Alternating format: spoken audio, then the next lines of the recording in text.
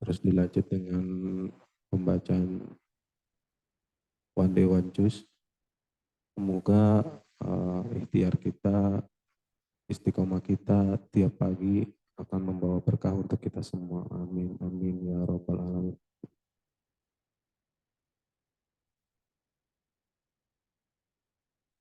Untuk acara selanjutnya pagi hari ini ada kajian dari Kiai Kosasih.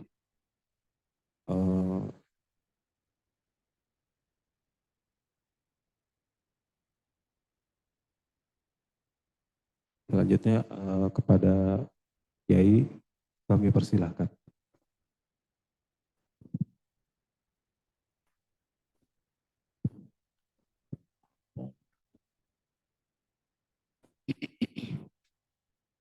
Bismillahirrahmanirrahim. Assalamualaikum warahmatullahi wabarakatuh.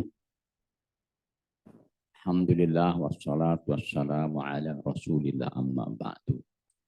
Para teman-teman sekalian STI Latnas yang dirahmati Allah. Alhamdulillah kita sudah membuka dengan waqiah dan khataman. Mudah-mudahan ibarat khatmil Quran dengan keberkahan khatam Al-Quran, Allah Subhanahu wa taala pertama memudahkan segala hajat dan doa kita. Allah kabulkan segala permintaan kita dan Allah berikan kepada kita juga ilmu yang bermanfaat. Sekali lagi kita baca Fatihah ala hadin niyah wa ala kulli syalih wa ila Nabi al-Fatihah. A'udzu billahi minasyaitonir rajim. Bismillahirrahmanirrahim. Alhamdulillahi rabbil alamin arrahmanir rahim maliki yaumiddin. Iyyaka na'budu wa iyyaka nasta'in. Ihdinas siratal mustaqim. Siratal ladzina an'amta 'alaihim ghairil maghdubi 'alaihim waladdallin. Amin. Alhamdulillah hari ini kelihatan ada anak kecil ya. Jadi kita biarkan anak kecil yang main HP, ya, yang gede-gede nggak usah main HP. Kalau anak kecil nggak pegang HP mungkin nggak tenang. Ya. Jadi kalau orang dewasa megang HP justru nggak tenang.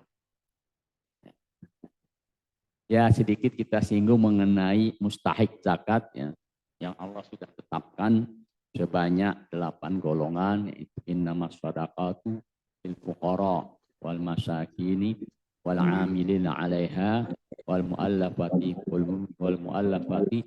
qulubul gharimin fi sabil wa fis sabil farimin. Ada 8 golongan yang Allah sebutkan. Pertama fakir dan miskin. Kemudian yang ketiga amil, yang keempat mu'allaf, yang kelima gharim, yang keenam riqab wa firriqab, dan yang ketujuh fisabilillah, dan yang kedelapan ibnu sabil.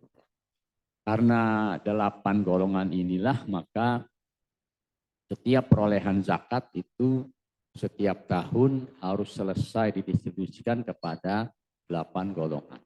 Sesuai tentunya bagiannya sesuai dengan perolehan. Kalau umpamanya setahun itu umpamanya dapat 80 miliar ya berarti setiap golongan memperoleh bagian ya 10 miliar.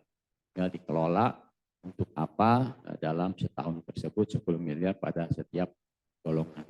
Kalaupun umpamanya ada satu golongan yang kelihatan tidak butuh, maka bagiannya bisa dialihkan kepada golongan yang lebih membutuhkan.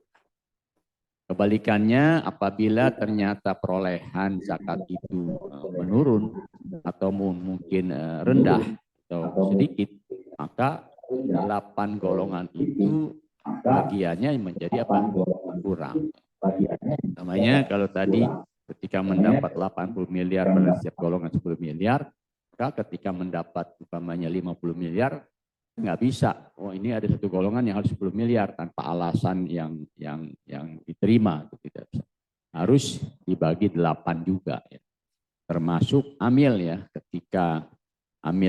Ketika zakat itu perolehannya besar, maka amil pun mendapat bagian yang besar baik untuk operasional maupun untuk dalam bahasa hadisnya itu umalah. Umalah itu upah kerja upah dari aktivitasnya, ya, umalah namanya. Atau kalau mungkin bahasa kita bisyarah. Itu perolehannya ataupun bagian bisyarah itu, bagian umalah itu turun naiknya tergantung dari perolehan. Jadi apa namanya, mustahik ini orang-orang fakir, orang miskin itu ketika mereka memang betul-betul sebagai mustahik, maka mungkin munajat mereka, doa mereka, harapan mereka dan sebagainya, ibadah mereka bisa jadi pendongkrak perolehan zakat. Kenapa ada hadis begini? Ada hadis yang bunyi itu. Innama tunsoruna bidu'afaikum. Kalian itu tertolong. Atau kalian itu mendapat pertolongan bidu'afaikum. Justru bukan dengan orang-orang yang gagah. Bukan dengan orang-orang yang kokoh. Bukan orang dengan yang kaya. Bukan. Tetapi bidu'afaikum. Justru dengan orang-orang yang lemah.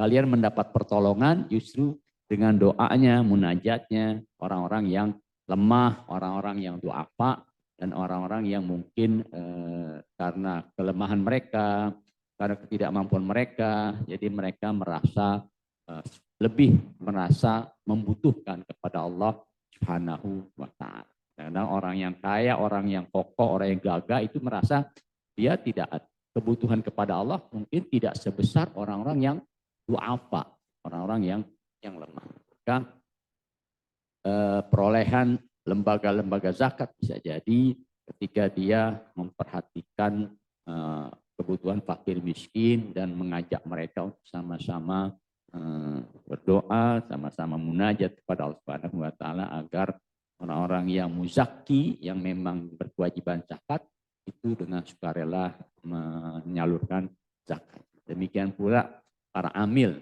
semua para mustahik ini, semua mustahik ini tentunya tidak lepas dari kebutuhannya kepada Allah Subhanahu wa Ta'ala agar apa yang mereka lakukan berbuah baik. Apa yang mereka kerjakan itu berhasil dengan baik. Nah, ini supaya kita sama-sama dapat memaklumi. Kemarin sudah kita singgung golongan yang diantaranya adalah Bani Hashim, ya, keturunan Nabi Shallallahu Alaihi Wasallam, atau orang yang kaya dengan harta atau usahanya. Ini juga perlu kita perhatikan ketika ada orang yang mungkin dengan postur tubuhnya yang sehat, ya, kemudian gagah, tidak ada cacat, tidak ada cacat fisik, kemudian datang kepada kita minta zakat, ya, boleh saja kita selidiki apakah Anda benar orang yang tidak mampu harta, tidak mampu usaha. Ya. Kalau umpamanya dekat, ya tidak mampu harta, berarti Anda bisa usaha kan? Bisa saja kita bantu dengan apa? Dengan dia dimodalkan jenis usaha yang mungkin bisa dia lakukan. Hingga hanya satu kali itu dia mendapatkan zakat. Selebihnya dia sudah harus mampu menjalankan usahanya yang dengan usahanya itu dia bisa menutupi kebutuhan dirinya. Mbak saya nggak dapat. Kenapa? Karena memang mereka itu ketika dia mempunyai harta, mbak saya itu hartanya adalah menjadi milik tuannya. Atau muslim, ya, non muslim tidak ada bagian dari zakat kita. Ya. Atau orang yang menjadi tanggungan muzaki, anak, ibu, bapak, istri dan sebagainya, itu tidak berhak menerima zakat dari orang yang berkewajiban menanggung dirinya. Seperti bapak wajib menanggung biaya hidup anaknya, maka tidak boleh bapak menyalurkan zakat kepada anaknya. Suami wajib menanggung biaya hidup istrinya, maka tidak boleh suami menyerahkan zakat kepada istrinya. Bagaimana kalau sebaliknya? Sebaliknya boleh, umpamanya istrinya kaya, ya, istrinya juragan, ya, juragan apa ya? Juragan umpamanya juragan rumah, ya. Mas, juragan emas umpamanya. Dia mau berzakat, dia boleh memberikan zakat pada suaminya. Kenapa? Karena suaminya itu bukan tanggungan istrinya, ya. Nanti suaminya ketika dia punya duit, ya, lalu dia beri nafkah kepada istrinya. Itu boleh-boleh saja begitu. Ya, karena suami itu bukan tanggungan istrinya, tapi sebaliknya enggak boleh. Dan seterusnya. Termasuk juga orang yang umpamanya tinggal di rumah seseorang, umpamanya si kaya ini mengasuh ponakannya. Kamu sekolah, kamu tinggal di rumah aku, rumah saya nanti semua biaya kamu yang kamu butuhkan saya keluarkan. Biaya hidup, biaya sekolah, biaya pendidikan dan sebagainya, biaya kesehatan. Nah itu si paman ini tidak boleh berzakat kepada si keponakannya. Kenapa? Karena ketika dia butuh sesuatu, ponakannya wajib menutupi kebutuhan tersebut. Sehingga tidak berwajib, tidak boleh menyalurkan zakatnya kepada orang yang menjadi tanggungan. Baik, sekarang kita pindah ke jenis zakat. Kita punya dua macam zakat, yaitu zakat fitrah dan zakat harta. Ini beda apa ya? Beda jenisnya, beda waktunya. Ya. Pengeluaran zakat fitrah dan zakat harta beda waktu, beda jenisnya, kemudian beda nisabnya, banyak perbedaan-perbedaannya. Kita lihat dulu zakat fitrah. Zakat fitrah yang wajib dikeluarkan pada hari raya Idul Fitri oleh setiap muslim. Nah, setiap muslim, baik laki-laki, perempuan, besar, kecil, merdeka, atau hamba sahaya. Bahkan mereka yang tidak punya nisab zakat harta, namun memiliki kelebihan makanan pokok pada malam hari raya Idul Fitri. Jadi tidak ada orang yang bebas dari zakat fitrah. Semuanya wajib zakat fitrah. Yang bebas, yang tidak wajib zakat fitrah, orang yang betul tidak punya. Tidak punya beras, tidak punya jagung, tidak punya gandum, tidak punya makan pokok di malam Idul Fitri. Ataupun kalau punya mungkin dia hanya cukup buat makan malam itu sampai pagi. Siangnya nggak punya. Maka itu tidak wajib zakat. Tapi kalau ada orang yang punya kelebihan makanan pokok buat malam dan besok siang, maka dia wajib zakat fitrah. Wajib menzakati makanan pokok yang lebih dari kebutuhan. Sampai-sampai umpamanya ada orang yang mungkin tergolong fakir miskin di bulan Ramadan, itu bisa jadi wajib zakat fitrah di hari raya Idul Fitri. Contohnya umpamanya ada orang yang memang tergolong fakir atau tergolong miskin, mustahik zakat di bulan Ramadan. Tapi karena orang tahu dia miskin, orang tahu dia fakir, maka banyak orang yang kasih dia beras, ya, kasih dia duit, ya, kasih dia makanan. Buat apa? Buat berbuka puasa, buat sahur. Sehingga karena banyak yang ngasih, di akhir Ramadan, berasnya apa? Banyak. Ya. Berasnya banyak, duitnya banyak, bajunya banyak. Ya. Walaupun baju mungkin baju BS ya. BS bekas. Atau baju-baju modis umpamanya, orang beli modis, ya, modal diskon. Ya. Ini emak-emak nih biasanya nih. Hebat lu, modis bajunya. Wah, yang benar biasa aja kok gue pakainya. Iya modal diskon. Nah, tapi di akhir Ramadan ternyata si miskin ini banyak punya beras. Ya. Sehingga kalau diukur mungkin ini sih cukup buat makan 2 minggu ini. Ya. Cukup buat makan sebulan ini umpamanya. Nah, dia walaupun kategori miskin pada Ramadan, bahkan mungkin sampai akhir Ramadan dia tidak punya nisab. Nah, yang model begitu tetap di malam Idul Fitri wajib mengeluarkan zakat fitrah sebanyak anggota. Umpamanya ada 5 anggota keluarga, ada suami, ada istri, ada anak 3 umpamanya. Karena dia lihat makanan pokoknya kelebihan buat keluarganya, maka yang model begitu juga berzakat fitrah. Kadang mungkin ada orang yang saya wajib zakat fitrah karena saya miskin. Ya, betul. Kemarin Anda nggak punya apa-apa sebelum Ramadan, tapi Ramadan Anda berkah. Ya. Banyak orang yang bersedekah kepada Anda, banyak orang memberi kepada Anda, banyak berzakat kepada Anda. Sehingga sekarang Anda menjadi orang yang kelebihan makanan pokoknya. Wajib berzakat fitrah. Nah ini mungkin edukasi yang perlu kita sampaikan kepada mereka, kepada orang-orang yang mungkin kita tahu dia umpamanya merasa nggak wajib zakat fitrah, tapi punya kelebihan pokok, maka harus kita sampaikan kepada mereka. Baik laki, perempuan, dan bahkan yang baru lahir pun, umpamanya baru lahir ya, hari itu baru lahir, ya, itu tetap wajib berzakat fitrah. Syarat wajibnya 1 beragama Islam. Kedua, ada kelebihan makanan pokok untuk sekeluarga pada malam dan hari raya Idul Fitri. Malam dan buat besoknya masih ada lebihnya. Umpamanya gini, dia punya 1 karung beras, 1 karung yang isinya 50 kg. Kira-kira habis gak dimakan malam sama siang? Nggak habis ya, pasti apa? Pasti berlebih. Maka kelebihannya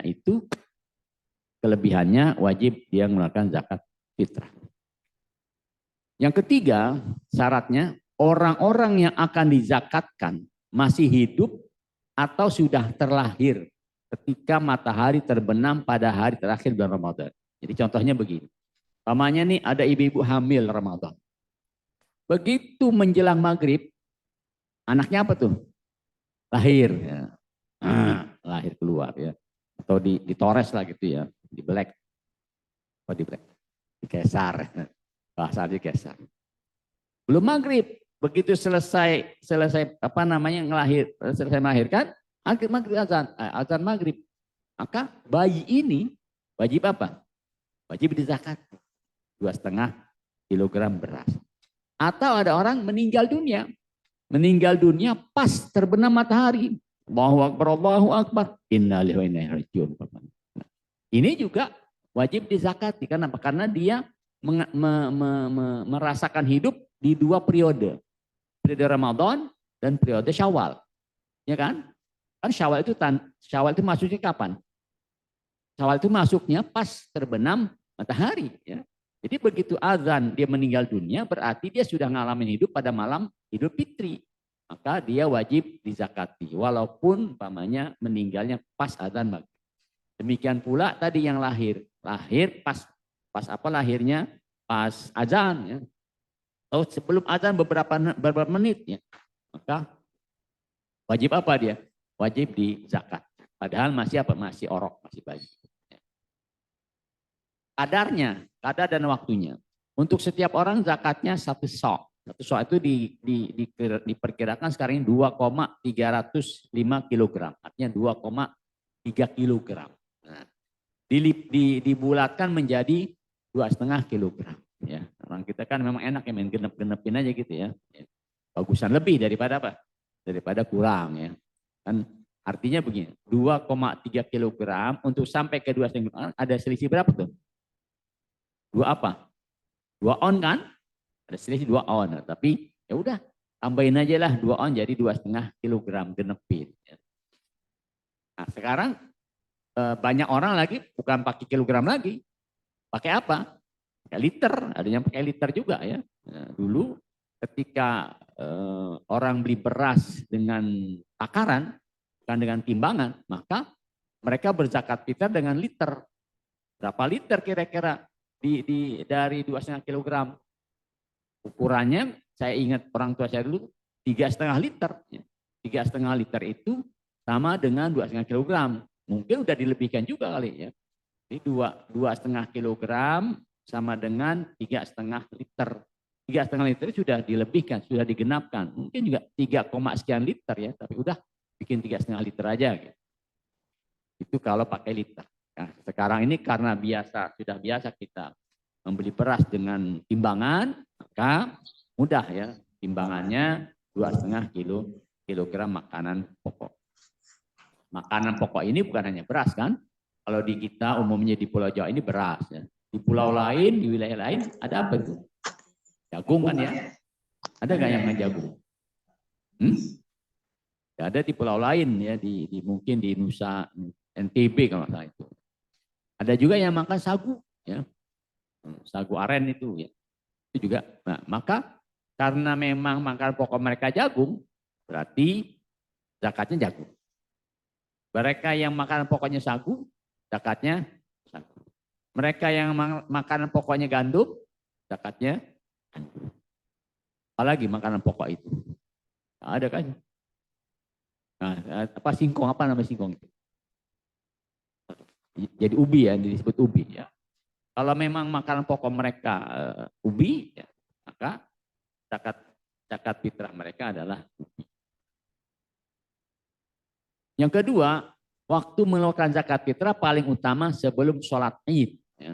Pengeluarannya kalau orang memang secara pribadi ingin mengeluarkan zakat, maka dia baiknya yang paling afdol itu sebelum melaksanakan sholat id pagi hari.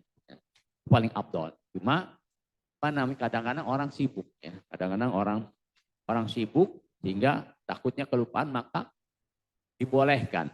Boleh dikeluarkan semenjak awal bulan Ramadan sebagai takjil atau pencepatan pembayaran zakat sebelum waktu. Boleh. Kita di data ini penyalurannya, karena kita bukan muzaki tapi kita distributor ataupun penyaluran zakat atau amil, maka kita dibolehkan kita menyalurkan zakat itu habis sholat id sampai sore hari. Kenapa? Karena kita bukan muzaki, kita ini hanya penyaluran.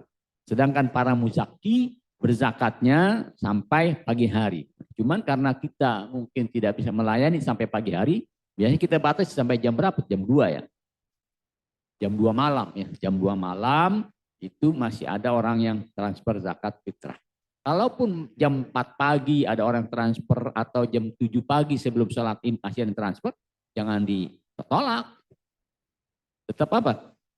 Masih boleh kita terima karena memang buat mereka itu masih ada waktu buat berzakat fitrah. Nah, kita sebagai penyalurnya boleh selepas sholat id, ya, habis sholat id kita hitung lagi berapa perolehan zakat fitrah, lalu habis sholat id kita sampai siang bahkan sampai sore masih boleh kita menyalurkan zakat fitrah. Itu kita sudah buat opini kalau nggak salah ya.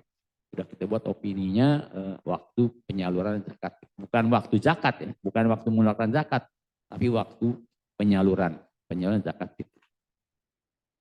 Itu zakat fitrah ya, simpel sekali, mudah sekali.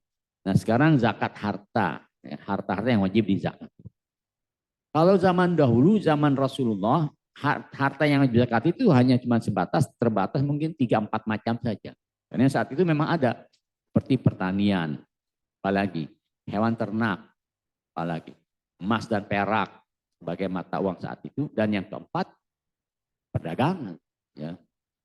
Kalaupun ada harta rikaz, harta karun. Ya. Dulu belum ada apa? Belum ada perusahaan, belum ada mungkin tambang, ya. Tambang batu bara, kemudian tambang minyak, tambang apa lagi? Gas, ya, gas alam, ya, besi dan sebagainya itu dulu belum ada. Ya. Bahkan tarik tambang pun belum ada dulu kan ya.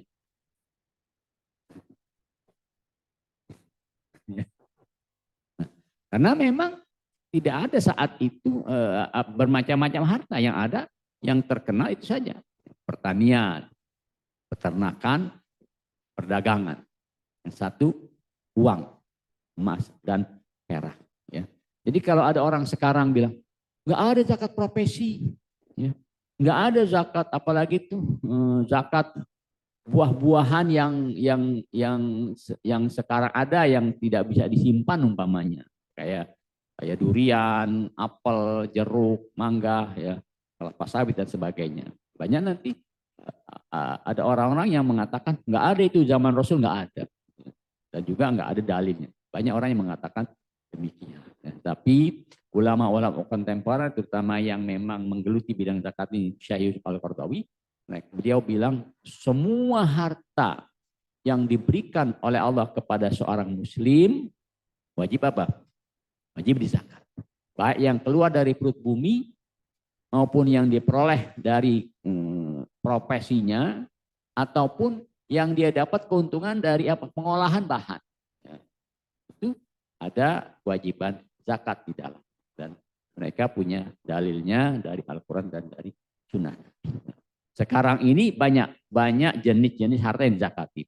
Pertanian, perniagaan, hewan ternak itu sudah ada sejak dahulu. Sekarang ini ada perikanan dan hewan non peternakan. Maksudnya perikanan itu sekarang kan banyak orang yang ternak ikan. Ikan apa sepertinya? Ikan lele, nila, apalagi gurame, patin, ya, apalagi itu. Emas, ya, cupang. Loh, cupang itu duit banyak itu. Jangan dikira itu. Ternak cupang itu banyak itu duitnya, ya. Mungkin juga ada orang ternak koi, ya. Lohan, ya kan. Itu semuanya peternakan, tapi perikanan, tapi non ternak. Nah, nanti kita bedakan. Kan tadi di atas ada hewan ternak, tapi ada juga hewan non ternak. Nanti kita lihat perbedaannya. Ada juga harta emas, perak, mata uang, dan batu logam mulia. Sekarang ini banyak harta-harta yang nilainya tinggi, tapi bukan dalam bentuk rupiah, bukan dalam dolar. Kayak apa? Umpamanya batu mulia. Ya, batu mulia itu apa sih? Kayak berlian ya, ya. Apalagi baca, akik ya. Nah, itu semuanya harta. Ya. Piutang ya, piutang itu artinya seorang yang punya uang tapi di tangan orang lain. Pakaian, kok pakaian di Nah, ini nanti kita lihat harta-harta, apakah nanti pakaian itu wajib dizakati atau ada harta pakaian yang tidak wajib dizakati. Hasil tambang, tadi kita sebutkan zaman sekarang banyak ya, termasuk juga air, perusahaan air apa tuh? Air mineral ya, air mineral karena semua dikeluarkan dari perut bumi. Ya. Tambang itu apa saja tambang? Batu bara, emas, besi, gas, nikel. Ya. Kalau memang ada usaha pribadi, ya. Dan banyak lagi yang dikeluarkan dari perut bumi. Harta rikaz, rikaz itu apa? Rikaz itu harta karun, ya. Harta yang didapat dari dalam tanah atau dari dalam lautan. Ya. Cuma sekarang ini ketika ada orang mendapatkan harta karun, terutama yang punya nilai sejarah tinggi, itu biasanya dikuasai oleh pemerintah. Kemarin saya di awal Januari itu saya ke Jawa Tengah, jadi ada orang tuh punya ilmu yang dia bisa melihat simpanan harta, benda-benda kuno di dalam tanah. Jadi ketika dia ini ada sesuatu. Banyak yang dia dapetin, maka dia langsung diangkat jadi PNS. Tujuannya apa? Tujuannya agar barang yang dia dapetin itu jadi dimuseumkan. Betul, dia serahkan dimuseumkan. Sampai teman yang saya kunjungi rumah tahfiz, ini pemilik rumah tahfiz Ustadz Uwais kalau namanya. Nama rumah tahfiz Uwais kalau nggak salah. Ustadz apa namanya itu? Ustadz di Jawa Tengah. Kata dia tunjukkan kata saya, ini gigi. Gigi apa itu? Kata yang menemukan, ini gigi gajah. Masih ada sama dia di kotak, disimpan. Lama-lama ini penemu barang-barang kuno, bosan juga dia. Kenapa bosannya? Karena belakangan pas sesuatu tidak ada apresiasi. Udah simpen aja begitu. Lama-lama bosan juga. Dulu awal ketika dia baru temukan, ini diapresiasi ya. Pokoknya ada bagian lah buat dia ya, selain dia dapat gaji sebagai PNS. Bagi orang yang dekat, kira-kira punya gak batu yang dari dalam tanah? Kira-kira punya gak ini? Ya. Ada saja di rumahnya itu barang-barang kuno yang dia dapat dari dalam tanah. Nah itu rikaz. Ya. Harta dalam bentuk surat berharga, saham dan sukuk. Nanti kita lihat saja bagaimana cara menghitung surat-surat berharga dan saham. Harta yang diperoleh dengan cara menjalankan perusahaan, perusahaan namanya. Hasil sewa bangunan dan alat transportasi. Ada orang punya gedung yang dia sengaja bangun, bukan untuk dijual, tapi buat apa? Buat disewakan. Namanya gedung 5 lantai gitu ya. Itu semuanya entah itu nanti buat hotel, entah itu buat perniagaan, entah itu buat acara-acara seminar, acara-acara kalau orang mau resepsi pernikahan, buat resepsi gitu. Nanti ada buat gudang dan sebagainya, dia sewakan, ya. Nggak dijual. Itu ada apanya tuh? Ada hitungan zakatnya. Begitu transportasi. dia punya sekian unit bis umpamanya yang memang digunakan, yang memang disewakan, atau dia punya sekian unit pesawat umpamanya disewakan, punya sekian kapal umpamanya disewakan, atau dia punya usaha taksi umpamanya, itu kan alat transportasi yang dia sewakan kepada orang-orang yang membutuhkan. Ada hitungan zakatnya.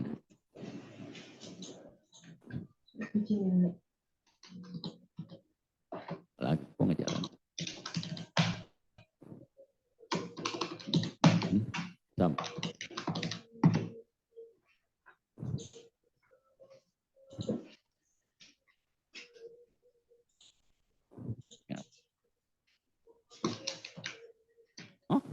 Gampang aja.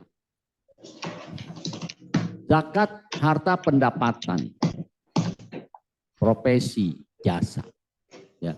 Pendapatan itu artinya dapat dari mana saja. Bisa jadi dia memang kerjanya namanya kontraktor atau apalah, dia itu mungkin dokter atau mungkin juga pengacara atau apa yang kira-kira sekali kerja dapatnya apa gede, sutradara gitu umpamanya, kayak dapatnya gede. Atau sebagai profesi umpamanya, jangan dikira itu penceramah itu nggak zakat, ya. Wajib zakat itu. Kalau dihitung gede problemnya, umpamanya nih dai kondang ya, dai bukan kondangan ya, dai kondang gitu ya. Kondangan lain lagi. Dai kondang ya. Dai kondang itu biasanya punya acara 3 tuh setiap hari. Pagi, siang, sama malam ya.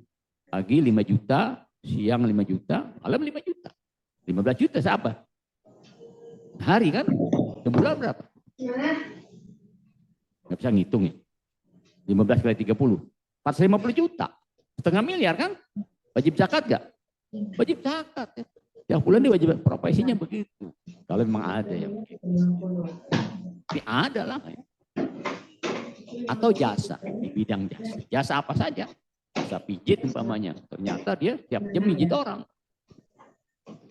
Tiap hari umpamanya mijit 20 orang umpamanya. Kan 2 juta sehari. Mijit 100.000 mijit 1 jam. Bulan berapa? 60 juta kan? Tinggal ngitungannya. Potong biaya makan. Tinggal umpamanya potong biaya makan 10 juta. Tinggal berapa? Tinggal 50 juta. Belum nisab. Tahun sekali. Ininya apanya? Zakatnya. Itu jasa. Warisan ya. Dia dapat harta warisan. Keluarkan dulu zakat. Belum dibagi-bagi warisan. Pesangon ya. Pesangon itu kalau berhenti ya, kalau berhenti kerja ya. Dapat pesangon ya, pensiun ya. Lalu dapat pesangon 3 miliar umpamanya. Atau klaim asuransi. Ada seorang umpamanya meninggal dunia kan dapat asuransi ya.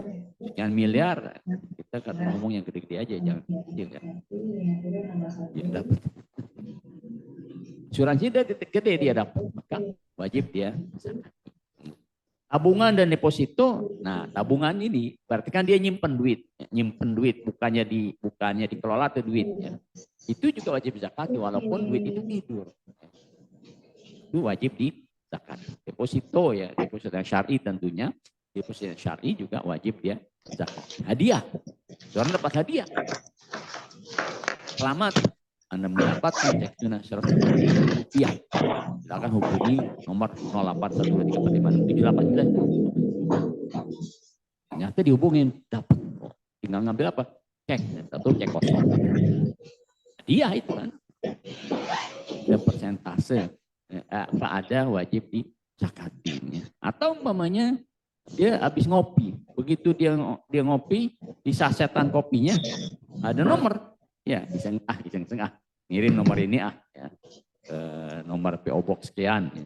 Ternyata sebulan kemudian dapat balasan. Ada pemenang hadiah nomor 1 undian kopi angin ribut.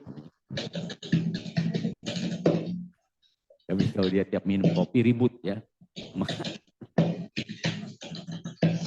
Nah, itu juga ada apanya?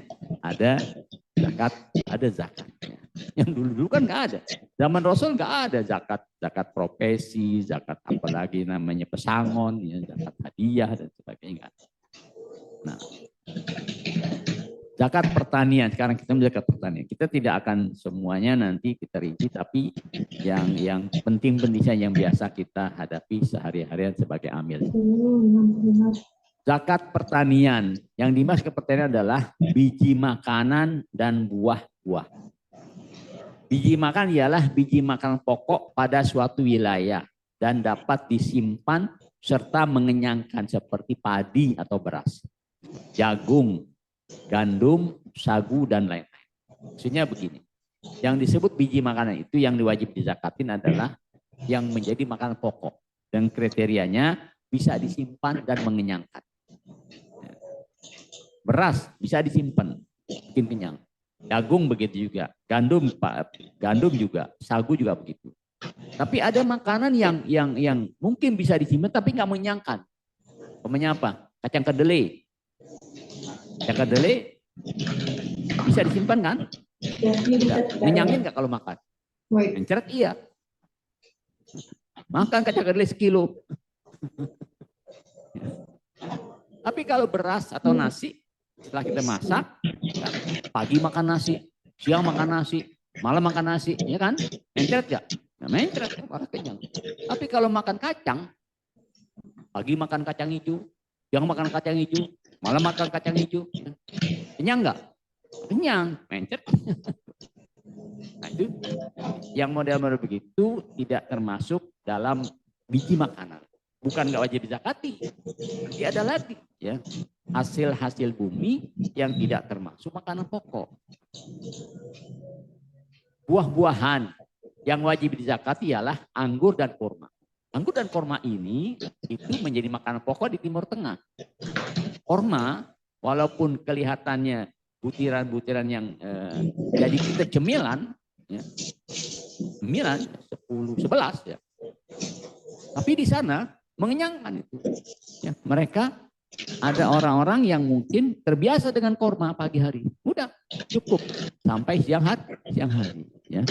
Bahkan Siti Aisyah radhiyallahu anha ditanya ketika di rumah beliau itu 3 kali terbit hilal, tidak masak sesuatu, nggak ngebul dapurnya, artinya apa? Tidak ada makan yang dimasak. Ya. Maka ditanya, loh kalau nggak masak sesuatu, lalu kalian makan apa? Istri Rasul makan apa? Rasul makan apa? Al-aswadani, 2 jenis makanan yang diistilahkan al-aswad, 2 hitam. Apa 2 hitam? Alma wa tamr, air sama kurma. Ya. Cuma 2 makanan itu. Ya. Jadi bertahannya dengan apa? Air, minum, dan kurma sebagai pengenyang. Itu termasuk makanan pokok. Nah, anggur itu dibuat apa? Dikeringkan menjadi apa namanya? Menjadi kismis. Itu juga menjadi makanan pokok, menjadi makanan pokok mereka. Karena punya 2 kriteria, bisa disimpan dan mengenyangkan, maka jadi apa? Jadi buah-buahan yang wajib dizakati. Kemudian yang ketiga, semua hasil pertanian wajib dizakati. Nah, sekarang yang tidak punya kriteria tadi, yang tidak bisa disimpan, tidak mengenyangkan, kan ada buah-buahan. Tapi duitnya kan apa namanya? Hasilnya kan besar.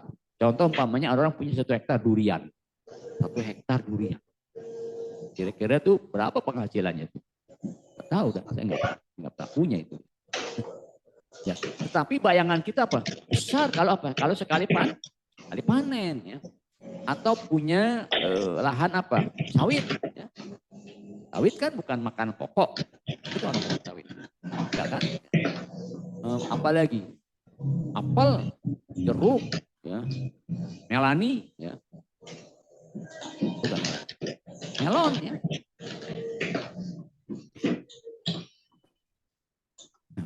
Melon, ya. Semangka, ya. Nah, ada lagi buahan tapi bukan diambil buahnya, diambil bijinya. Biji pala. Nah, ini buahan ternyata mahal. Yang diambil apanya? Bijinya, kan dagingnya. Saya pernah ke Halmahera, ya, itu ada tulisan itu. Terima atau beli biji pala. Kepala mau diapain, saya pikir gitu ya. Ternyata bukan kepala orang, biji pala. Ya. Buah pala, dia menerima bijinya. Dagingnya dikemanakan? Nah, dagingnya buat apa tuh? Di sini dibuang daging. Kalau di Jawa, daging buat apa tuh? Buat manisan kan? Enak banget itu. Kira-kira bisa nggak dibawa ke Jawa? Oh, ternyata hitungan mereka, kalau daging dibawa ke Jawa, lebih mahal apanya? Ongkosnya. Sehingga tidak mungkin terjual ya dengan harga yang normal. Maka kadang-kadang dagingnya itu dibuang. Justru yang diambil apanya? Bijinya, ya, biji pala. Jadi semua hasil pertanian wajib dizakati, bukan hanya makanan pokok saja. Jadi nanti mungkin ada orang datang kepada kita, Mbak atau Mas, Ustadz, saya ini punya tanaman. Tanaman apa Pak? Namanya saya punya tanaman seperti yang manis, merica apa namanya? Ada. Oh, ada hitam, ada putih. Ada hitam, ada putih, ada merah, ada misalnya. Zakatin tidak? Nah, itu tetap buahan ataupun hasil bumi yang kena zakat kalau sudah sampai nisabnya. Jadi tidak ada kecuali, ya, tidak ada pengecualian. Semua yang ada dikeluarkan oleh Allah dari bumi wajib zakat. Berdasarkan ayat firman Allah Subhanahu wa taala, makanlah dari buahnya yang bermacam-macam itu bila dia berbuah, dan tunaikanlah haknya di hari memetik hasilnya. Ya. Ulu min samarihi idza asmaro fa'atu haqqahu yauma hasadih. Ulu min samarihi idza asmar. Makan, silakan makanlah buahnya pada saat dia berbuah. Wa'atu haqqahu, tunaikanlah haknya. Apa haknya? Zakatnya. Yauma hasadih, ketika buah itu diapakan? Dipanen. Ya. Jadi tidak hanya makanan, tidak hanya buah-buahan yang menjadi makanan pokok. Ya. Semua yang dikeluarkan dari bumi itu dizakatkan. Ya ayyuhalladzina amanu anfiqu min thayyibati ma kasabtum wa mimma akhrajna lakum minal ardh. Hai orang beriman, anfiqu, infakkanlah, zakatkanlah min thayyibati ma kasabtum, dari usaha-usahamu yang baik. Usaha-usaha kan itu umum. Tadi seperti profesi, jasa, sewa penyewaan dan sebagainya, itu yang kamu dapetin dari hasil kerjamu. Dan juga wa mimma akhrajna lakum minal ardh, zakatkan pula, infakkan pula dari apa? Mimma akhrajna lakum, dari apa yang kami keluarkan. Dari apa? Dari bumi. Apa yang keluar dari bumi? Bisa jadi buahan, bisa jadi apa? Tambak. Semuanya dikeluarkan dari bumi Allah.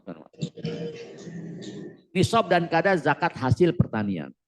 Nisabnya, kalau memang itu pertanian ataupun yang tumbuh-tumbuhan, nisabnya 653 kg gabah, atau ukurannya pakai beras 524 kg dalam bentuk beras. Jadi maksudnya begini. Oh, saya punya jeruk. Jeruk. Berzakat apa tidak? Tunggu, hitung dulu. Dan nisab atau belum? Pakai apa ngukurnya? Pakai harga beras. Harga beras umpamanya, maaf ya, sekilo 10.000 umpama. 10.000. Berarti nisab pertanian berapa? 524 kg kali 10.000. Dapat 5 juta. 5.240.000 itu nisab buah-buah. Nah, jadi kalau petani jeruk punya hasil di atas 5 juta nilainya, maka dia udah kenapa? Kena wajib zakat. Ya. Atau orang umpamanya yang nanam melon ya, hasilnya begitu dia panen lebih dari 5 juta, maka sudah kenapa? Sudah kena kewajiban zakat. Ya. Atau nanam cabai ya. Umpamanya cabai ya, pedasnya bukan main ini ya. Jadi ketika diolah bukan cabai lagi kan. Kalau udah diolah cabai jadi apa? Sambal kan ya? Sambal. Saking pedasnya, sambal apa nih? Sambal setan, Pak. Pantes pedas banget. Itu kalau dari bilang setan, apapun jelek. Udah kebangetan.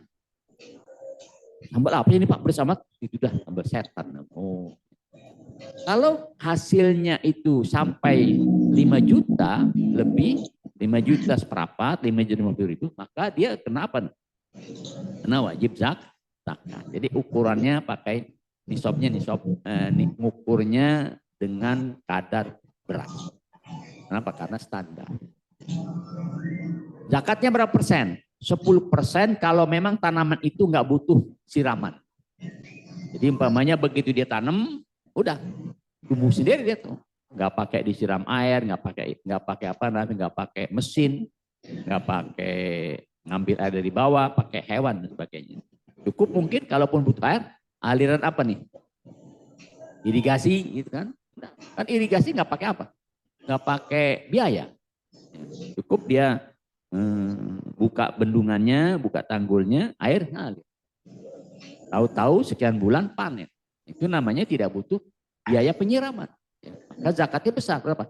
10%. Ngitungnya begini. Oh, umpamanya dia dapat panen 10 ton umpamanya. 10 ton semangka umpamanya. 1 ton semangka berapa? Sekian ratus ribu umpamanya. Atau sekian juta. 10 ton dia dapatnya 19 juta. Potong 10%. Ya. Gimana kalau saya kasih semangkanya ke lembaga zakat? Jangan Pak. Ya. Kenapa? Bakal 5 truk Bapak bawa. Apa namanya? Semangka kemana? Ke Latnas. Mau diapain gitu? Jangan ya. Yang lebih mudah apanya? Bapak jual, lalu keluarin 10%. Gitu. Jangan bawa kemarin semangkanya. Mau diapain? Atau buah-buahan yang tidak tahan lama. Ya. Maka uangnya 10%. Atau zakatnya hanya 5% saja. 5%, kenapa 5%? Karena penyiramannya butuh biaya. Jadi mungkin harus disiram 2 hari sekali. 2 hari sekali didatangkan ambil air dari tanah. Ya, dari dalam tanah. Buat apa nih? Buat nyiram. Kan pakai apa tuh? Pakai biaya. Entah biayanya BBM, bahan bakar minyaknya, atau mungkin penarikan pengambil air ini pakai tenaga hewan. Hewan itu apa? Harus dikasih makan. Jadi keluarkan biaya. Maka karena penyiramannya butuh biaya, itu hanya 5% saja. Bagaimana kalau umpama penyiramannya 50-50? Separuh waktu pakai irigasi, tak ada hujan, separuh waktu pakai biaya. 10% apa 5% zakatnya? Ambil tengah-tengahnya. Berapa? 7,5%. Jadi mudah saja. Kalau ada orang nanya kepada kita, waduh ini zakat saya berapa persen ya? Caranya bagaimana Pak waktu penanamannya? Pakai biaya siraman tidak? Ya kadang-kadang karena kekurangan air, debit airnya rendah, saya harus sewa motor, sewa mesin buat ngambil air dari oh ya berarti separuh pakai mesin, separuh lagi mengandalkan irigasi, mengandalkan hujan. Nah, cukup 7,5% zakat dari panen yang Bapak dapatkan. Ya, contoh nih. Nah, sekarang kita sudah mulai masuk ke contoh. Pak Ahmad memiliki hasil pertanian berupa padi atau gabah sebanyak 1.000 kg gabah, 1 ton gabah di hasilnya. Hasil panen tersebut menggunakan biaya pengairan 900.000. Biaya lain seperti bajak sawah, bibit, pupuk, racun hama, dan upah menyabit dikeluarkan 1.250.000.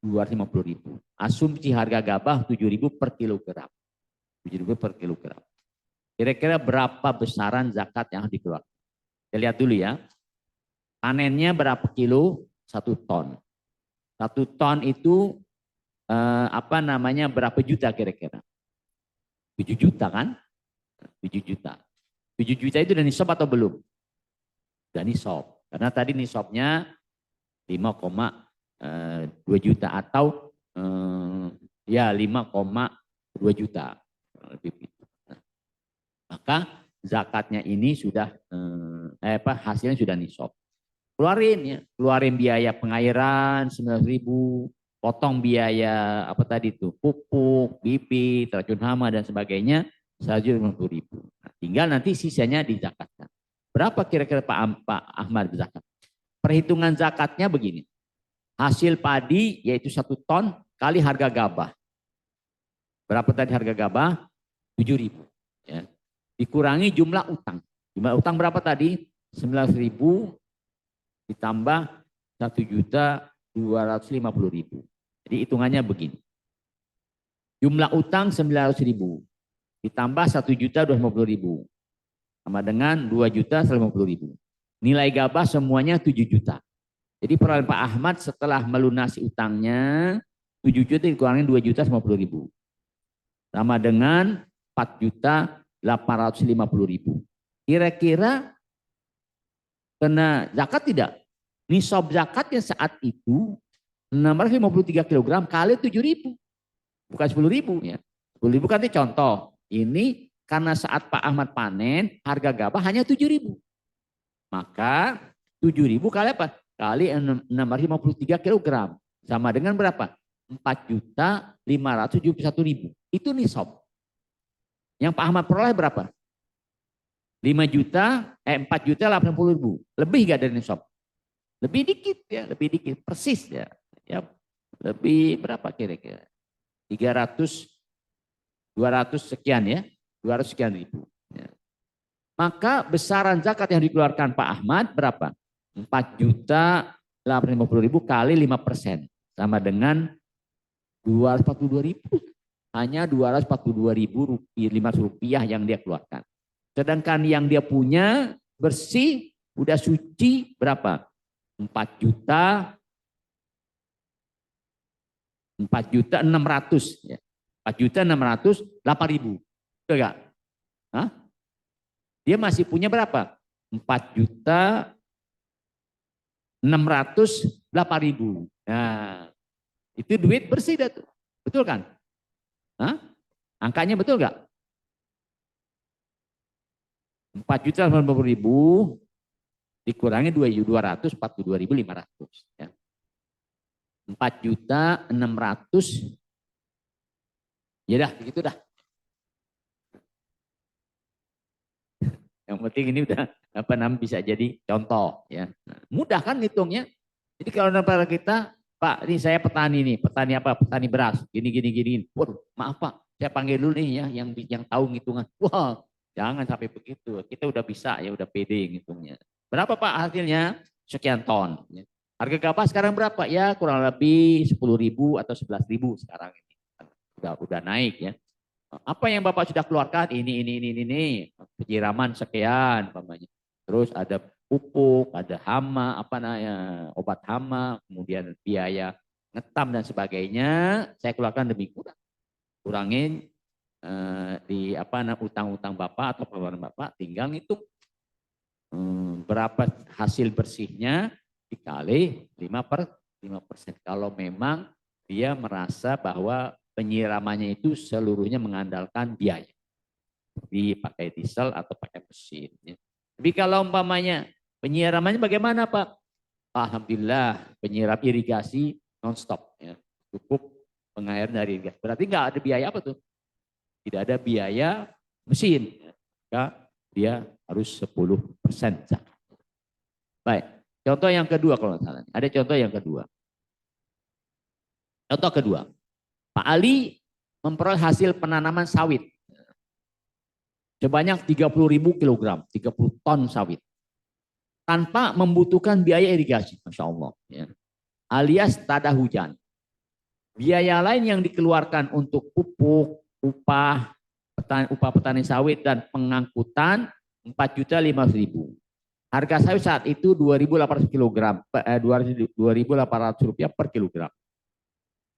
Dengan menggunakan harga gabah sebagai standar nisab pertanian, 653 kali 7.000 berarti nisabnya berapa? 4.571.000. Berarti peroleh Pak Ali dari sawit sudah melebihi nisab. Berapa hasil pertaniannya? 30.000 kilogram kali 2.800. Berapa keluarnya? 84 juta. Sudah lebih apa?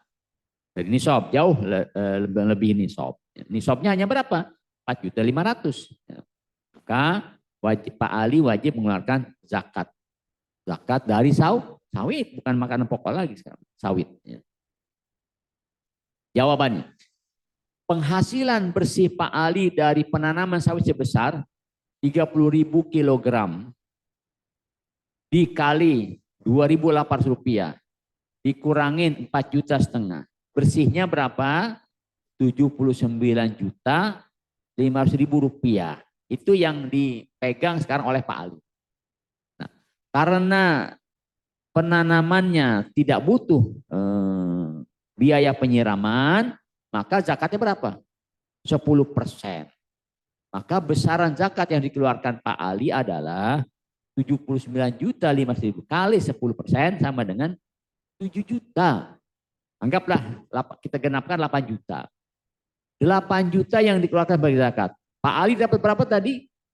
78 juta. 79 juta. Berarti masih ngantongin berapa dia? Masih ngantongin 71.500.000. Itu bersih udah. Jadi kita ke muzaki itu biar dia hatinya puas, mengeluarkan zakat tidak berat. Nih lihat Pak, bandingkan. Bapak Allah kasih rezeki ya, berapa? Dari sawit itu 79.500.000. Alhamdulillah ya. Lalu dia ini udah bersih, udah potong ini, potong itu dan sebagainya. Keluarin 40%. Berapa 10%-nya? 7.950.000. Anggaplah genapkan 8 juta. Bapak masih punya berapa? Masih punya 71.500.000. Itu sudah bersih. Qul min amwalim shadaqatan tutahhiruhum wa tuzakkih biha. Ambillah dari mereka zakat. Yang mana zakat itu tutahhiruhum. Mensucikan mereka, membersihkan mereka, wa tuzakkih biha, dan mensucikan harta mereka. Nah, tinggal, oh alhamdulillah. Jadi ini apa yang saya pegang sekarang 71 juta udah bersih. Udah Pak, ya bersih dan berkah. Dibuat apa lagi? Tanam lagi, modal tanam mau banyak sekian juta, nanti panen sekian bulan dapat lagi. Ya. Itu semuanya dari mana? Dari bumi Allah Subhanahu wa Ta'ala. Maka muzakti kalau demikian dia bukan merasa takut berzakat jadinya. Ah, pengen lagi dah zakat panennya akan datang. Pengen lagi zakat panen. Sehingga zakat seperti apa buat dia? Seperti sesuatu yang menyenangkan, tidak yang memberatkan.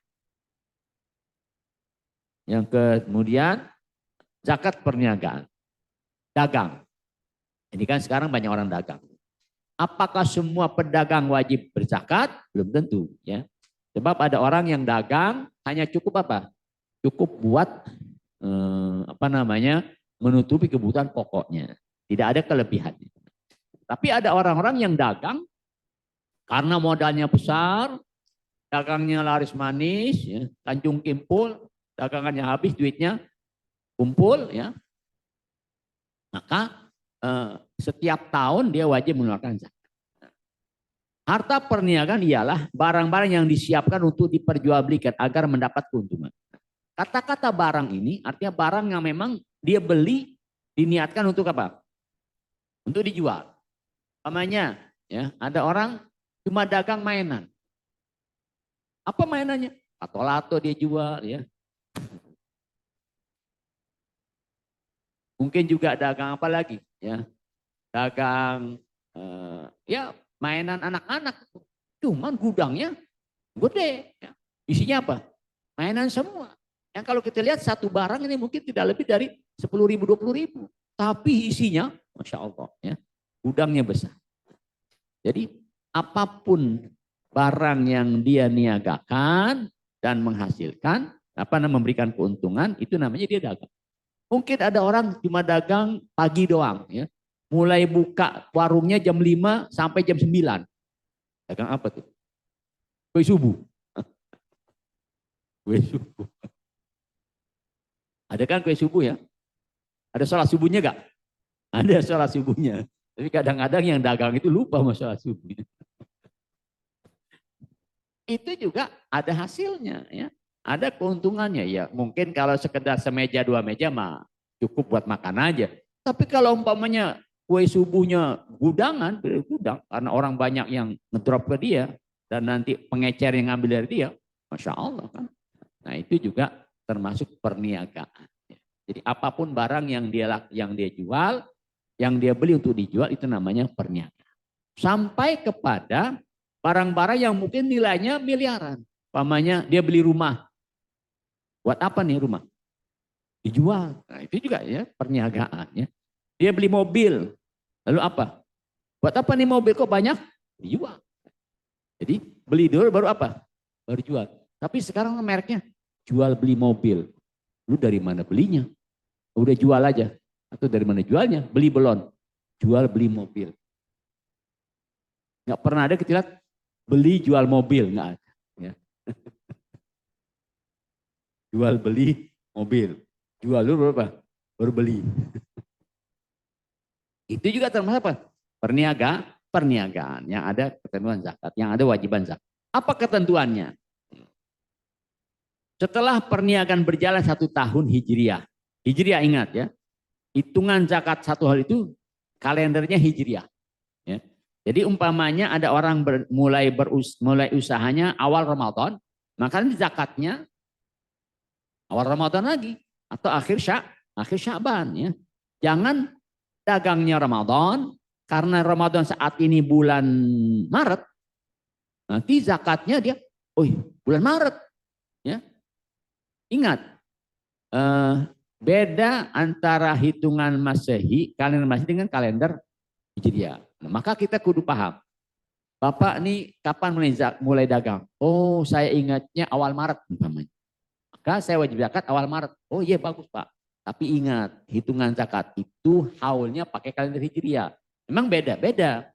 Jadi kalau Bapak ngitungnya pakai kalender Masehi, boleh-boleh saja. Hanya ada kelebihan 0,7% kewajiban zakat. Jadi bagaimana ngitungnya? Kalau Bapak ngitungnya pakai kalender Hijriah, artinya begini. Dulu saya mulai dagang awal Rajab. Awal Rajab, sekarang ini awal Rajab saya mau berzakat atau akhir Jumadil Akhir saya mau berzakat. Itu kalender Hijriah, maka cukup 2,5%. Paham? Tapi kalau Bapak ngitungnya ataupun nulisnya dari awal Maret dan berzakat di awal Maret atau akhir Februari, maka zakatnya, hitungan zakatnya pakai kalender Masehi. Berapa? 2,57%. Pasnya begitu. Loh, di sana kok 2,5%? Ya bisa Pak, di sini kita hitung 2,5%. Kenapa? Kalau kalender pakai kalender Hijriah. Tahun kemarin Bapak bulan Maret ya. Baik, kita lihat kalender tahun lalu. Ternyata bulan Maret ini persis bertepatan dengan bulan Rajab umpamanya. Berarti Bapak ini sekarang berzakatnya udah bulan Sya'ban. Lewat berapa? 1 bulan atau lewat 2 minggu. Nah, kelewatan ini, kelebihan ini ada zakatnya berapa? 0,7%. Kita jelasin begitu. Oh iya paham. Di sana 2,5% karena ngandelin Hijriah. Di sini kita hitung 2,57% karena apa? Karena hitungan kalender Masehi. Jadi dia paham, nggak ribut ini. Ini kok zakatin mahalan daripada sana. Bisa 2,5%. Kok sini 2,5? Dikit Pak, 0,7% selisihnya. Dan itu perbandingan antara Masehi dengan Hijriah. Setelah perniagaan berjalan setahun, pedagang menghitung barang-barang perniagaannya dengan harga penjualan saat itu dan menjumlahkannya dengan keuntungan yang masih ada dari perniagaan itu. Apabila jumlahnya mencapai nisab, maka sang pedagang mengeluarkan 2,5% sebagai zakatnya. Contohnya begini. Ustadz dipanggil, Pak, alhamdulillah saya ini ingat-ingat udah setahun dagang saya. Dagang apa Pak? Dagang mainan. Dulu kira-kira modal berapa? Ya modal kurang lebih 100 juta. Tolong dong hitungin zakatnya. Dipanggil kita ke tokonya. Mainan. Kita nggak bisa. Kita minta sama dia pengelompokannya. Kan pasti masih ada sisa barang kan. Nggak mungkin jual mainan itu setiap tahun habis. Pasti ada apanya? Masih ada yang tersisa. Jadi begini, datang ke toko dia, nanti kita apakan? Kita minta kelompokkan. Pak, ini tolong mainannya masih dikelompokkan. Ini mainan kelompok dengan harga 20.000. Ini umpamanya 30.000. Terus dihitung, dikelompokkan, tolong jumlahkan. Jadi kita hanya menunjukkan kepada dia bagaimana cara menghitung jumlahnya. Kira-kira nih dagangan yang masih tersisa, nilainya berapa dengan harga jual saat itu. Bukan harga beli, harga jualnya saat itu. Oh, dihitung-hitung, di jumlah jamleh, ya kira-kira masih ada 50 juta umpamanya. Kan masih banyak tuh kan dagangannya. Masih ada 50 juta. Oh baik. Ini maaf Pak, saya bukan mau tahu kekayaan Bapak. Tapi ingin menjumlahkan dengan barang dagangan. Apa maksudnya? Keuntungan yang masih ada di tangan Bapak. Atau yang tersimpan di rekening Bapak dari hasil perdagangan, masih ada berapa juta. Hitung-hitung, alhamdulillah sih. Karena memang dagangan sudah hampir menipis, jadi ada simpanan masih ada 60 juta. Berarti Bapak sekarang ini punya punya harta, walaupun modalnya mungkin kemarin umpamanya 80 juta, sekarang Bapak ini punya harta dari perdagangan 50 tambah 60 juta. Berarti berapa? 110 juta. 110 juta. Wajib zakat tidak? Insya Allah wajib zakat Pak. Bagaimana ketahuinya? Mengetahuinya adalah kalau 110 juta itu nilainya melebihi dari harga emas 85 gram, berarti Bapak sudah kena wajib zakat. Berapa harga emas 85 gram? Harga emas 85 gram itu umpamanya saat ini 1 juta per gram. Berarti nisabnya berapa? 85 juta. Nah, 85 juta itu nisab. Batas minimal orang dianggap kaya. Maka karena Bapak punya 110 juta barang dan uang, itu Bapak wajib zakat harta. Nah, makan kebutuhan yang Bapak makan setiap hari, pendidikan anak-anak, kesehatan keluarga, alat transportasi yang Bapak punya, itu nggak dihitung lagi. Ya kan? Orang dagang kan pasti tiap hari ngeluarin nggak? Ngeluarin. Buat apa? Buat makan sehari-hari kan? Nggak ada orang dagang. Ma, kata suaminya, kita nih jangan makan dulu ya selama kita dagang. Loh kenapa? Biar untungnya banyakan. Bukan untung, malah atas. Modar dia. Saking kepengen apanya? Pengen banyak untungnya. Justru dia dagang buat apa? Buat makan sehari-hari kan? Buat pendidikan anaknya. Buat kesehatan anak-anaknya. Pakai. Ya. Pakai itu hasil dagangnya. Nanti di akhir tahun dihitung. Oh ternyata dari dagangnya itu udah dikeluarkan biaya pokok, biaya kebutuhan pokok dikeluarkan. Ternyata masih ada untungnya tadi 60 juta. Ditambah barang-barang 50 juta. Berarti 110 juta. Tuh Pak lihat Pak. Bapak modal 100 juta di awal tahun dahulu. Sekarang punya duit 110, punya harta 110 juta. Udah dipotong sehari-hari makan. Potong. Kalau Bapak ngitung pamannya selama 354 hari kalender Hijriah. Setiap hari Bapak ngeluarin umpamanya 200.000 umpamanya biaya pokok hari-hari 200.000 umpamanya. Cukup gak 200.000? Hah? Cukup kan sehari ya? Cukup banget kali ya. Umpamanya begitu.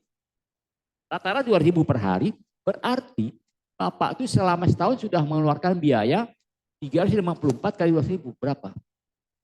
70 juta. Ya kan? Betul nggak? 70 juta pengeluaran Bapak. Itu nggak dihitung zakat. 70 juta Bapak keluarkan hasil dari perdagangan Bapak. Dan sekarang masih ada 110 juta. Berarti kalau mau dijumlah jamleh 70 tambah 110 juta berapa? 180 juta kan? Modalnya berapa dulu? Coba 100 juta. Berarti Bapak sepanjang tahun dikasih Allah rezeki berapa? 80 juta. 80 juta itu ya keuntungan yang murni Bapak dapetin, wajib kita zakatin. Nah, karena peraturan zakat perniagaan adalah menzakati keuntungan plus barang yang masih ada, maka sekarang dihitung barang Bapak yang masih tersisa dan keuntungan Bapak yang ada saat ini. Barang yang dimiliki diniatkan untuk diperjualbelikan. Nisabnya 85 gram emas. Barang yang dimiliki diniatkan untuk diperjualbelikan. Memang dia beli barang buat apa? Buat jual lagi. Kan orang begini ada. Kenapa sih beli rumah lagi? Memang kan saya mau jual beli rumah. Nah, itu berarti dia perniagaan. Tapi ada orang, kenapa sih beli rumah lagi? Saya kemungkinan mau pakai rumah ini. Tapi kalau ada yang beli dan harganya memuaskan, saya apain? Saya jual. Nah, maka barang ini biasanya itu tidak dianggap sebagai barang perniagaan. Tapi barang simpanan, investasi. Nah, nanti ada lagi. Bagaimana menghitung rumah yang memang dia beli, yang diniatkan buat dipakai. Atau niatkan buat simpenan. Beda dengan rumah yang dibeli dengan buat dijual lagi. Ya. Perjalanan dagangnya sudah mencapai 1 haul. 1 haul artinya 1 tahun kalender Hijriah tadi. 354 hari. Kadar zakat yang dikeluarkan adalah 2,5%. Kalau saya punya bapak dulu, dagangnya itu alat-alat konveksi. Tahu alat konveksi? Apa tuh?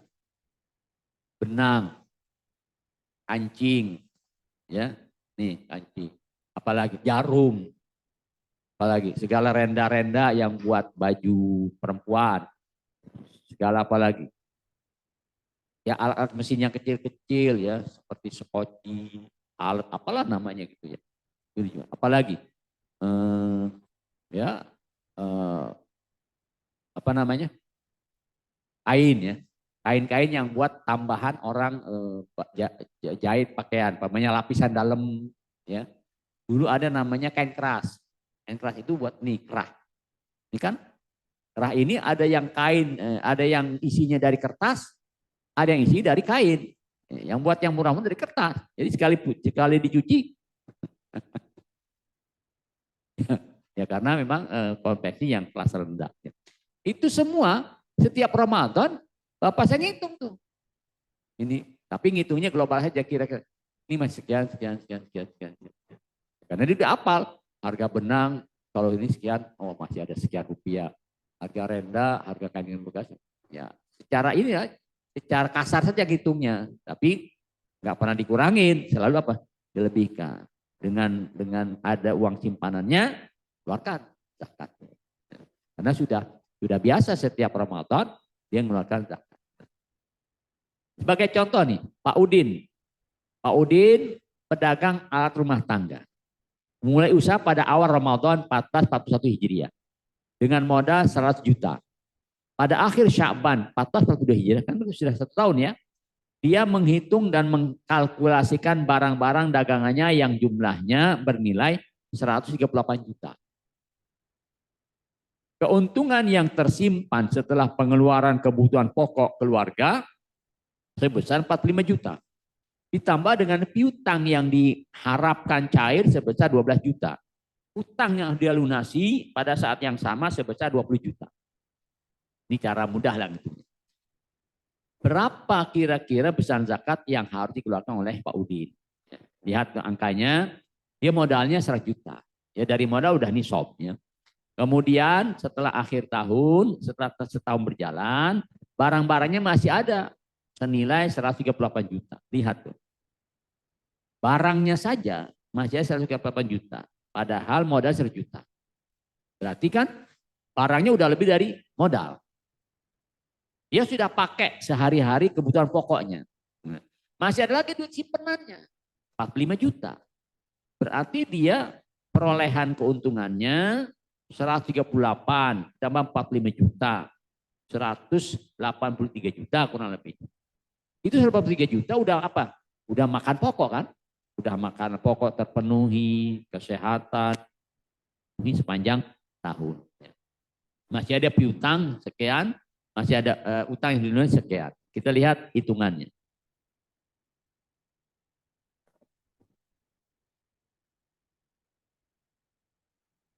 Nisab zakat perniagaan senilai harga 8 gram emas. Berapa nilainya? 68 juta saat itu. Dengan asumsi harga emas 800.000 per gram. Ya, tergantung. Jadi harga emas itu kan selalu apa? stabil ya, stabil dan naik ya. Dulu emas ya, emas itu mungkin waktu saya kecil mungkin hanya 1.000-2.000 saja kan. Waktu saya kecil dulu, mungkin tahun 70-an kali ya. Sekarang bisa 1 juta kan 1 gram. Apalagi emas yang dari Jawa Tengah, malah lagi tuh.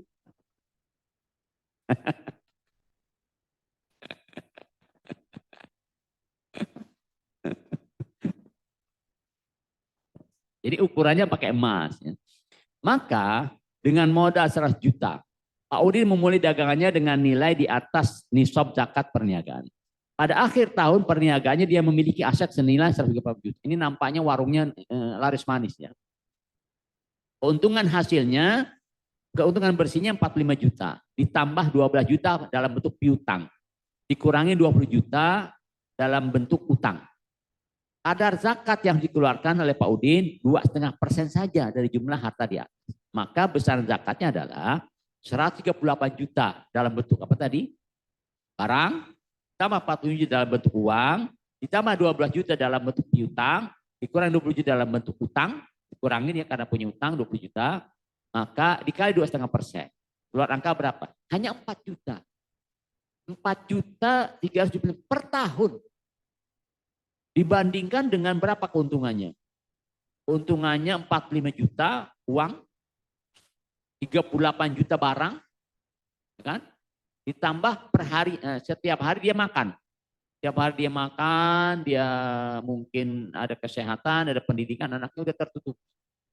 Jadi sekian ratus juta yang dia dapat keuntungannya dari Allah sepanjang tahun. Hanya berapa zakatnya? 4 juta bro. Ya. 4,5 juta yang dikeluarkan. Ketika kita sampaikan, nih Pak lihat. Bapak modal berapa? 100 juta. Kembali gak modal? Kembali 100 juta. Sekarang Bapak keuntungan berapa? 38 juta dalam bentuk barang. Lalu apa lagi? 45 juta dalam bentuk uang. Lalu apa lagi? 12 juta dalam bentuk piutang. Lalu apa lagi? Setiap hari Bapak makan. Ya kan?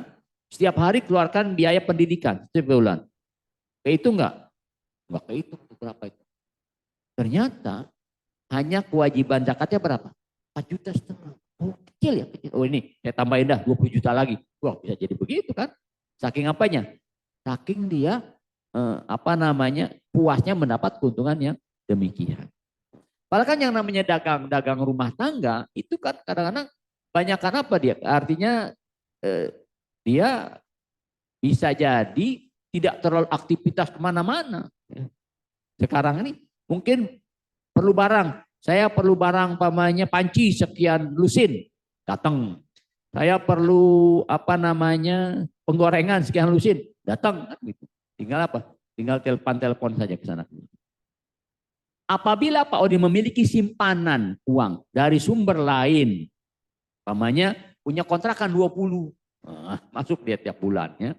Dan sudah berlangsung 1 haul, maka dimasukkan ke dalam harta perniagaan yang dizakati, sekalipun uang tersebut tidak mencapai nisab zakat perniagaan.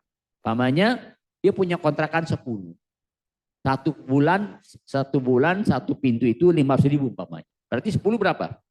5 juta. Setahun berapa? Berapa? 5 juta per bulan. Setahun 12 bulan, 60 juta. Nisab gak? Gak nisab. 60 juta gak nisab. Tadi kan 68 juta nisab. Maka masukin ke ke hasil perniagaan tadi. Ditambah 60 juta lagi Bapak ini. Kali 2,5%. Ini mungkin hanya berapa ya? Hanya 6 juta saja yang dia keluarkan dari zakatnya. Kalau kita ajak ngomong begitu bisa jadi, oh kecil ya zakat saya. Ya kecil Pak. Ya. Barang itu Pak. Oh iyalah. Dia jadi tertarik begitu. Contoh kedua ini nasibnya beda. Pak Usman sekarang. Sebagai pedagang sembako. Ini terakhir ya. Mau jam 10. Pak Usman sebagai pedagang sembako dan kebutuhan sehari-hari rumah tangga memulai usahanya pada awal Ramadan dengan modal 50 juta. 50 juta nisab gak? Gak. Dengan asumsi harga emas 800.000, maka modal tersebut berarti tidak mencapai nisab zakat perniagaan. Pada akhir Sya'ban, setelah setahun 1442 Hijriah, dia menghitung dan mengkalkulasikan barang-barang dagangannya yang ternyata jumlahnya bernilai 73 juta. Keuntungan yang tersimpan setelah pengeluaran kebutuhan pokok keluarga sebesar 25 juta. Ditambah dengan piutang yang diharapkan cair 8 juta 5 ribu. Utang yang dilunasi 9 juta. Nah, berapakah besar zakat pedagang? Kira-kira untung nggak dagangnya? Ya coba. Untung nggak dagangnya? Untung. Modal 50 juta, udah dipakai kebutuhan sehari-hari sepanjang tahun, masih ada barang berapa? 73 juta berupa barang. Masih ada duit apa? 25 juta cash. Masih ada duit apa? 8 juta setengah dalam bentuk piutang. Walaupun punya utang, nggak seberapa, hanya 9 juta. Berapa hitungannya nih? Nilai nisab zakat perniagaan 68 juta dengan asumsi harga emas 800 ribu per gram. Sekalipun modal perdagangan hanya 50 juta ketika dia mulai dagang, tidak mencapai nisab zakat, namun setelah setahun perniagaannya Allah memberikan keuntungan bersih dan menambahkan aset perdagangannya sehingga melebihi nisab zakat. 73 juta dalam bentuk barang, tambah 25 juta dalam bentuk uang cash, tambah 8 juta dalam bentuk piutang, dikurangi 9 juta, keluar angka berapa? 97 juta 500 ribu. Nah, itu apa namanya? Hasil perniagaannya setelah setahun, walaupun dalam bentuk barang dan uang. Padahal modalnya berapa? 50 juta. Setiap hari dia makan, setiap hari dia mengeluarkan biaya pendidikan anaknya, tapi masih ada 97 juta. Maka besaran zakat perniagaannya adalah 2,5% kali 97 juta 500 ribu sama dengan berapa? Hanya 2 juta 437 juta. Tuh Pak, Bapak modal 50 juta. Dulu nggak nisab. Sekarang Bapak Allah kasih rezeki berapa? 2 kali lipat dari modal. Ditambah dengan kebutuhan pokok Bapak makan seharian. Cuma 2 juta Pak, zakat 1,5 juta. Kecil amat zakat saya. Ya kecil Pak. Keluar lagi ya. Ya kan? Ya ngomong-ngomong dikit lah begitu biar dia apa? Biar dia tertarik. Oh begitu ya. Masya Allah. Nah, jadi gini, kalaupun orang memulai dagangnya pakai modalnya nisab, kemudian bertambah besar, wajib zakat. Atau mulai dagangnya di bawah nisab modalnya, tapi keuntungannya besar, tetap zakat. Kebalikannya bagaimana umpamanya? Mulai dagang 100 juta di atas nisab, karena apa namanya? Resesi ataupun kurang baik nasibnya, ternyata di akhir tahun dagangnya hanya ada 50 juta. Terkumpul 50 juta, umpamanya dalam bentuk barang 40 juta, dalam bentuk uang 10 juta. Umpamanya. Dia datang kepada kita, saya ini dagang begini-begini. Ternyata belum pulang modal. Modalnya berapa Pak? 100 juta. Hasil sekarang ini saya hitung-hitung barang dan uang cash hanya ada 50 juta. Wajib zakat tidak? Kita katakan secara hitungan Bapak tidak wajib zakat. Kenapa? Karena hasil perdagangan Bapak tidak sampai apa? Tidak sampai nisab. Walaupun apa? Walaupun mulainya modalnya dengan nisab. Kita katakan demikian. Ya. Nah silahkan. Bapak secara hukum tidak wajib zakat. Tapi ketika Bapak mengeluarkan sedekah, barangkali dengan sedekah Allah rubah keadaan Bapak, siapa tahu kan gitu. Oh gitu ya. Ya, yuk kita doakan Pak sama-sama. Ya. Inilah 5 juta. Nah, kan bisa jadi begitu. Sedekahnya dalam bentuk sedekah. Jadi kudu pintar-pintar ngomong juga. Ya. Baik. Zakat binatang ternak. Nah, ini kita pending dulu sampai di sini. Ada yang mau ditanyakan? Silakan.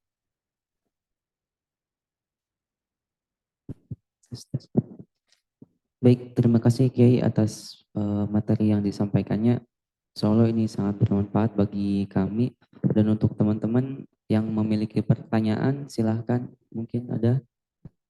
Ya, Mas Septian, disilahkan.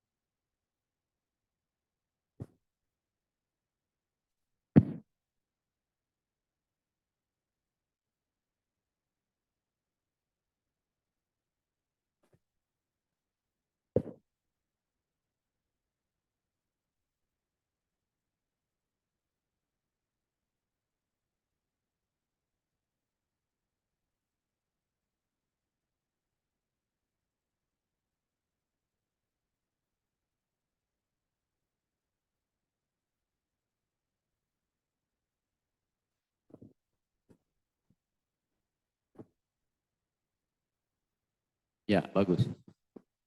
Yang pertama, apa namanya? Pertanyaan apa? Oh iya, iya, mustahik ya. Ya. Siapa mustahiknya? Ya. Sama. Mustahik zakat fitrah itu sama dengan mustahik zakat harta. Yang 8 golongan. Jadi, umpamanya zakat fitrah. Tertampunglah zakat fitrah ini di sebuah lembaga amil zakat, umpamanya sampai 100 ton beras. Uang sekian ratus juta, kan banyak tuh, berlimpah. Tinggal bagi-bagi saja. Ke 8 golongan tadi kita kan sudah punya data. Golongan fakir, ada namanya semua. Golongan miskin, ada nama semua, bla bla. Semua tuh ada. Ya. Maka kita tinggal distribusikan. Ya. Kalau bisa, sehari itu selesai distribusinya. Kalau bisa. Tapi kalau nggak bisa, boleh buat. Selesai nih kita punya sekian ratus ton beras umpamanya. Uangnya sekian ratus juta, Masya Allah. Berarti tenaga ekstra nih. Ya. Hari ini kita bagi distribusi ke golongan ini yang mungkin terjangkau. Masih dimaklumi besok masih bisa apa? Masih bisa kita lanjutkan distribusinya. Tapi apa? Yang hari itu harus menerima adalah orang-orang yang betul-betul apa? Betul membutuhkan hari itu. Nah, sama. Jadi golongannya sama dengan golongan zakat harta. Ya. Yang tadi 8 golongan. Fakir, miskin, apa lagi? Mu'alaf, amil, mu'alaf, kemudian gharim, riqab, Fisabilillah, ibnu sabil. Sama juga. Nah, terkait dengan amil barangkali ada begini. Ada orang yang membentuk panitia zakat fitrah di masjid atau mushola. Itu panitia amil atau bukan? Para ulama bilang mereka posisinya bukan amil. Tapi apa? Ya semacam relawan atau panitia. Kenapa? Karena zakat fitrah di masjid mushola itu kan dadakan. Hanya kapan? Hanya Ramadan saja. Ramadan pun udah di 10 hari terakhir atau 2 minggu terakhir Ramadan baru membentuk panitia zakat fitrah. Maka mereka yang menggawangi zakat fitrah di masjid mushola itu tidak dikategorikan sebagai amil zakat. Yang tidak berhak mendapat bagian dari zakat. Jadi apa mereka itu? Mereka hanya sebagai panitia zakat. Dari awal ketika ada orang membentuk panitia sudah dikasih tahu, Pak, ini status Bapak disebutkan amil ya. Lalu apa? Relawan. Silahkan kalau Bapak berkenan duduk di sini untuk menerima zakat fitrah, silahkan. Ya. Kalau Bapak nggak berkenan, mohon maaf, kami cari yang lain yang memang istilahnya tidak butuh gaji, tidak butuh bisyarat, tidak butuh upah. Kenapa? Karena ini semua yang terhimpun akan disalurkan kepada apa? Kepada para mustahik. Itu panitia zakat, bukan amil zakat. Nah, tapi kalau umpamanya di sebuah lembaga, sudah terbentuk lembaga dengan izinnya dan apa namanya sudah ada tanah kerjanya atau SDI-nya, maka itu disebut sebagai amil zakat. Walaupun yang terhimpun nanti zakat fitrah, zakat harta dan sebagainya. Ya, mustahiknya sama. Kemudian yang kedua itu cara wilayah pembagiannya. Kalau ketentuan dari dari Basnas atau dari Kementerian Agama itu ditentukan begini. Distribusi zakat itu harus disalurkan, harus dikeluarkan di wilayah di mana penampungan zakatnya. Umpamanya begini, kita di Ciledug. Maka pembagian zakatnya, penyebaran zakatnya di sekitar sini. Jangan, kata amilnya, kampung saya itu banyak orang miskin. Kampungnya di mana? Di sono, di Banyuwangi umpamanya. Boleh gak zakatnya ke sono? Gak boleh. Kenapa? Karena pengumpulannya di di sini. Maka harus dibagikan di sini. Kecuali kalau umpamanya di sini nih udah nggak ada apa? Tidak ada yang mustahik. Tidak ada nih. Enggak ada orang-orang yang berzakat, nggak baru dioper keluar. Nah, jadi kalau kayak tadi itu umpamanya dia usahanya di Jakarta, tinggalnya umpamanya di daerah miskin. Gimana tuh bisa gak ya? Usahanya di Jakarta, tinggalnya di daerah lain, begitu. Atau mungkin dia punya tempat kelahirannya. Penghasilan di Jakarta, dianya di Jakarta. Punya kampung, ya, ya, tidak. Jadi zakat itu dia tunaikan di mana tempat dia mencari, tempat di mana dia menghasilkan.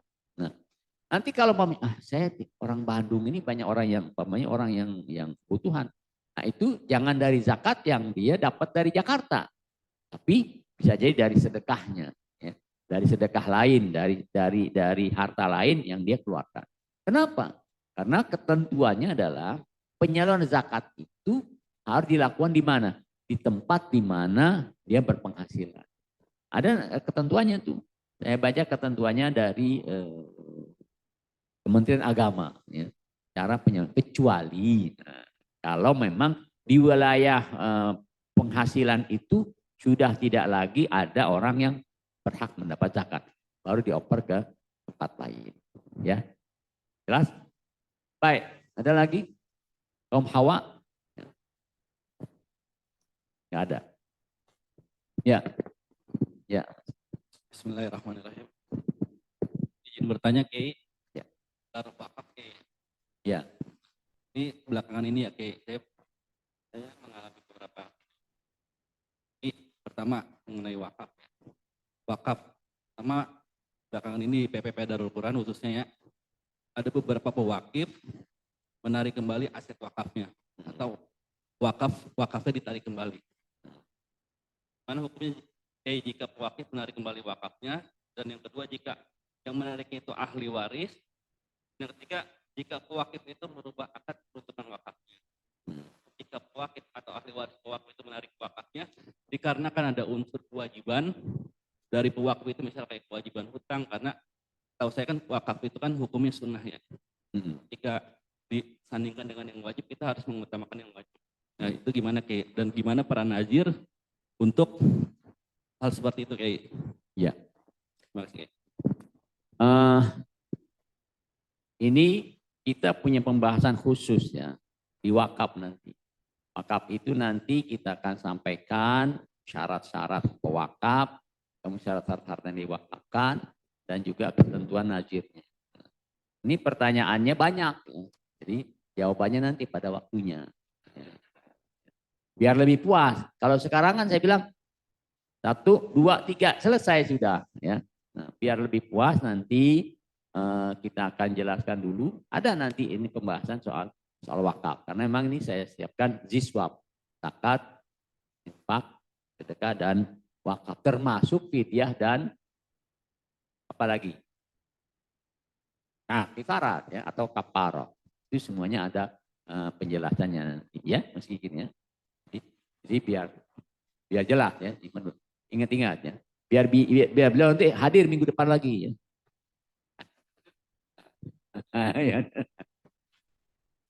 Baik, cukup barangkali. Nah, hari ini saya senang karena energi saya keluar hari ini dan saya bisa tertawa bersama SDI semua ya. Jadi saya ucapkan terima kasih atas perhatiannya dan mudah-mudahan bermanfaat untuk kita. Kita akhirnya alhamdulillahirabbil alamin. Subhanakallahumma bihamdika asyhadu an la ilaha illa anta astaghfiruka wa atubu ilaik. Assalamualaikum warahmatullahi wabarakatuh. Baik teman-teman, terima kasih atas waktunya dan juga partisipasinya. Insya Allah pekan depan kita akan lanjut sesi ini, diulang lagi insya Allah di hari Selasa atau Rabu. Diminta untuk hadir juga teman-teman. Saya tutup dengan baca alhamdulillahirabbil alamin. Syukran, wassalamualaikum warahmatullahi wabarakatuh.